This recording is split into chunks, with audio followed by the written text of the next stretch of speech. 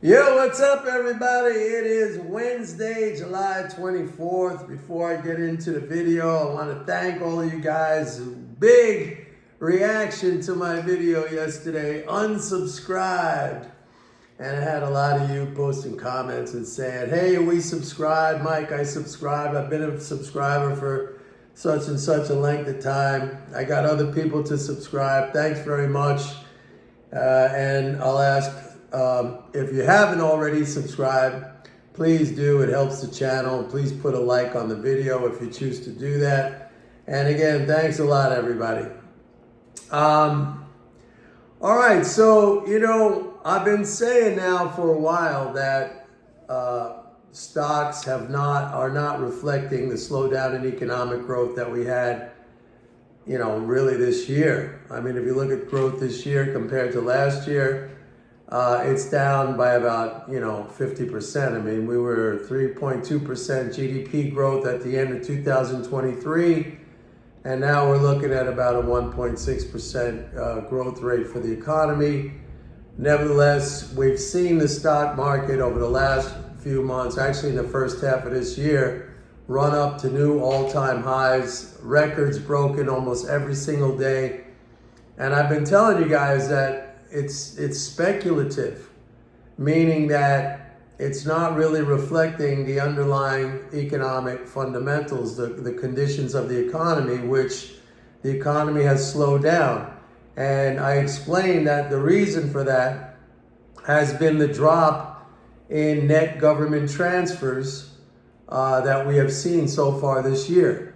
Now, the good news is that decline, that year-over-year decline in net government transfers, that has stabilized, okay? And yesterday I even spoke about the fact that leading transfers, leading flows, not net flows, but gross flows, they're actually accelerating, and that's helping the year-over-year drop in net transfers to stay steady and not get worse.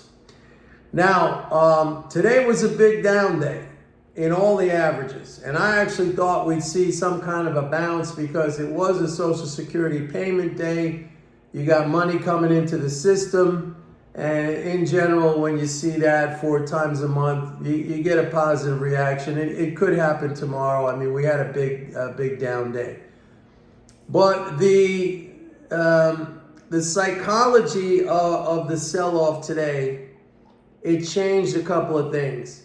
I think it focused investor attention on earnings, which I've said many times that, the reason why you invest in stocks, I mean, the most basic reason that people invest in stocks is they're buying, pieces of a company to participate in that earnings flow, okay? And that earnings flow is a function of economic activity. That's why I've said to you guys so many times that the stock market doesn't lead the economy, it's the other way around. I kept saying that, and here is a clear example, or we're getting into an example of how the stock market now is starting to come back down, reflecting the growth or the slowdown in growth in the economy. So a couple of things ahead now that we have to pay attention to. Number one, I mean, the big thing, which everybody is focused on, obviously, not me particularly in a sense, at least not in the way that, the vast majority of people are looking at it. That's going to be the rate cut that's going to happen in September. Right now, the market is pricing in 3 rate cuts: September, November, and December. And you even had one former Fed official, Bill Dudley, who used to be the president of the New York Fed. He came out today and he was like, the Fed's got to cut right now. The Fed's got to cut right now to avoid a recession. And I'm the only guy who's been telling you that when they cut, they're going to create a recession. Because remember, I talked about the 5 pillars of fiscal flows that are keeping the economy up. And interest income transfers was one of those major pillars. And when the Fed starts to cut rates, and it's going to trigger this self-sustaining cycle of rate cuts, they're going to be removing interest income from the economy, or at least slowing down the pace of those interest income transfers into the economy.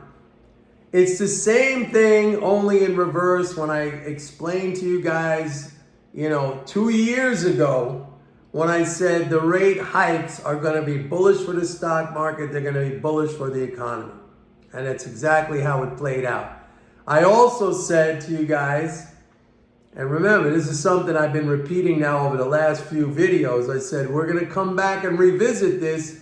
And I said this in 2022. I said, when the Fed starts to shrink its balance sheet, and everyone thinks that's going to be the end of the world and a crash and a depression and everything like that, I said that's actually going to be bullish. Because why does the Fed need those securities on its balance sheet? That it goes to them. It's better to leave those securities in the economy to disperse that income into the economy. Anyway, so I was right on that one. And I said we're going to revisit what I'm telling you now, which is that once they start cutting rates in succession, we're going to see a significant slowdown in the economy. And right now, the economy can't really afford to slow down much more than it is right now, because we're growing under 2%. All right, so it'll be pretty quick to get down to zero growth, and then it wouldn't take much more to push us into a contraction, negative growth. And so that's what we're looking at. I think that's what we're looking at going into the late part of 2024 and definitely into next year. But here's a couple of things I mentioned initially, or I'm about to mention. Initially, when the Fed cuts rates, we probably will see a rally in financial assets, because there is a financial effect that occurs. With financial assets, you get kind of the model of future cash flow. That becomes more valuable, and so financial assets tend to get marked up. Just like when the Fed first started to raise interest rates, discounted future cash flow, it got lowered, and stocks reflected that, okay? But then you get to that inflection point that I talked about when they were raising rates.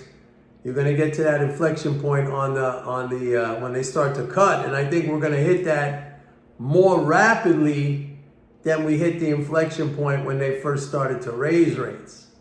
So the initial reaction, and we're talking about in September, and I think it's going to be very brief, folks. I think it's going to be very brief.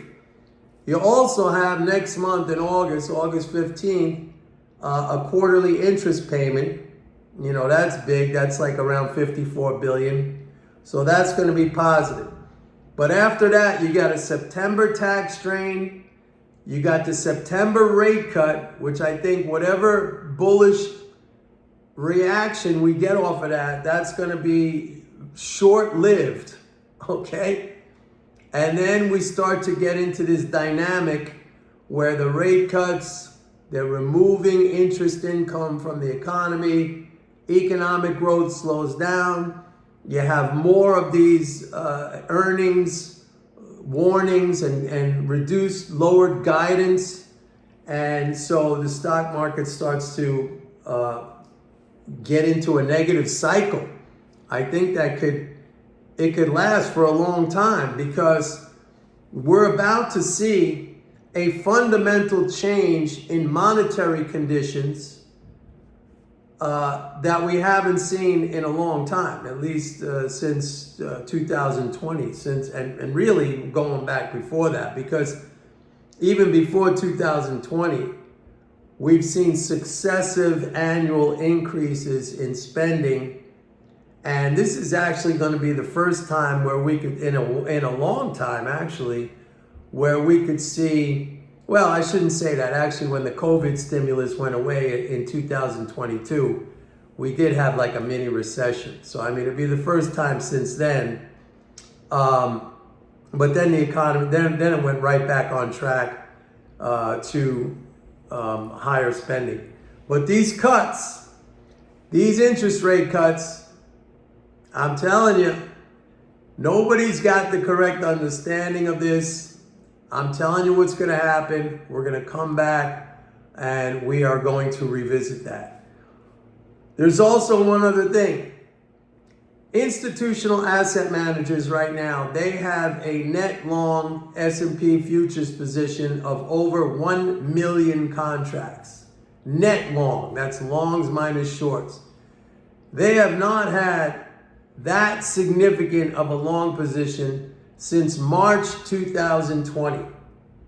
This is a little bit technical in nature. It deviates from, my main focus on, my main analytical focus is, of course, the fiscal flows. But that million plus long position by asset managers, like I said, we haven't seen that since March 2020, right before the COVID pandemic hit and the market had basically a crash. But a lot of other things were going on at that time. You had the shutdowns, you had a panic over the whole thing. The point is, there's a lot of potential liquidation that could happen. Okay, that million, it took 4 years, more than 4 years, for asset managers to get enough confidence to build up a long position of that size. And that's where it is right now. At a time when the economy is slowing down, when you have companies coming out with earnings, disappointments and weaker guidance, and they are like the most long they've been since 2020. So the potential for a big liquidation, and by the way, when the market bottomed out in October 2022, which I told you that was the bottom at the time, I have to go back and look at these numbers, but I think institutional asset managers, they maybe had a net long position in futures of like 400,000. It might even have been less than that. I got to go back and look at the numbers. But the notional, the face value of a liquidation of 600,000 S&P futures contracts, I mean, do the math on that. The S&P is what, like at 5,500 times 600? I mean, you're talking about, that's big. That's big. So anyway, I think, the market may have hit a top for the year. There's a good chance that it has, although I would say be prepared in September on that rate cut for a brief rally based off of that rate cut. But after that, the impact, the effect of the reduction of those interest income transfers, you're going to take away one of those 5 pillars of fiscal support. And you're taking it away at a time when the economy is already slowing down with those 5 pillars of fiscal support. If you take one away, I mean, you're talking about flat GDP growth. And more likely, you might be talking about negative GDP growth and a recession. And the interesting thing, you got like this guy Dudley, who used to be the president of the New York Fed. He's out there saying the Fed's got to cut right now to avoid a recession, when in reality, the cut, that very well could push the economy into a recession. So my outlook from here is, in the very short term, I think the market trades around at these levels. I think we can get a little bit of a rebound off of today's kind of like really aggressive selling. We got the August 15th quarterly interest payment. We got the September rate cut. But after that, see ya. I think after that, we go into a pretty difficult period. I mean, if you've been like holding back on that FOMO desire to buy over the last few months, and believe me, a lot of people jumped in on that FOMO desire, fear of missing out. If you've had the discipline to hold back, you're going to have plenty of great opportunities. Anyway, that's it for today, folks. Don't forget, go to my website, pitbulleconomics.com. Sign up for a 30-day free trial of MMT Trader. And please like and subscribe. And if you've already done that, thank you very much. I appreciate it. See you tomorrow. Bye.